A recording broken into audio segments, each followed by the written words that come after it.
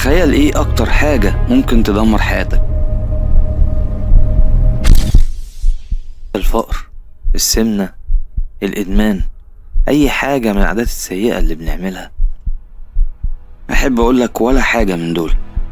اللي ممكن يدمر حياتك فعلا هو عقلك نفسه.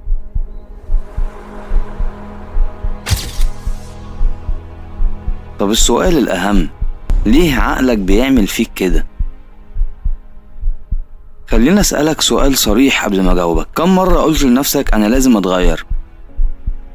وفعلا كنت مقتنع بانك لازم تتغير، لكن بعد ايام لقيت نفسك بنفس الشخص لنفس اليوم بنفس التكرار. تفتكر ليه يا عزيزي المشاهد؟ هل ارادتك ضعيفة ولا في حاجة تانية بتحصل؟ الحقيقة اللي هصدمك بيها ان عقلك مش عايزك تتغير تماما، لان التغيير بالنسبة له خطر.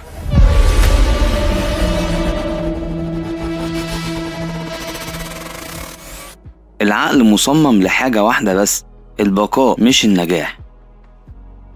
لازم كل ما تحاول تعمل حاجة جيدة عقلك يهمس ويقولك ارتاح شوية، مش دلوقتي، كوباية قهوة، انزل لاصحابك، كلم حد ما كلمتوش لما الظروف تتحسن. السؤال هنا كام مرة قلت بكرة وما عملتش حاجة؟ ضيعت كام بكرة من عمرك؟ تخيل معايا حاجة مرعبة شوية. لو يومك بيتكرر بنفس الشكل، هل انت بتعيش حياة جديدة كل يوم ولا بتعيش نفس اليوم مرارا وتكرارا؟ الحقيقة المؤلمة ان معظم الناس ما عاشتش 30 سنة. معظم الناس عاشت سنة واحدة اتكررت 30 مرة. والمشكلة انك واثق في حاجة لكنها غالبا وهم، وهي للأسف إرادتك. عارف ليه؟ لأن الإرادة مش نظام، الإرادة مجرد دفعة مؤقتة. عشان كده كل مرة تقول المرة دي هتغير حياتي، وبعد كده بتلاقي كل شيء رجع كما كان. زمانك بتقول طب ايه الحل؟ هل لازم تبقى أقوى؟ أحب أقولك لأ، الحل أذكى من كده.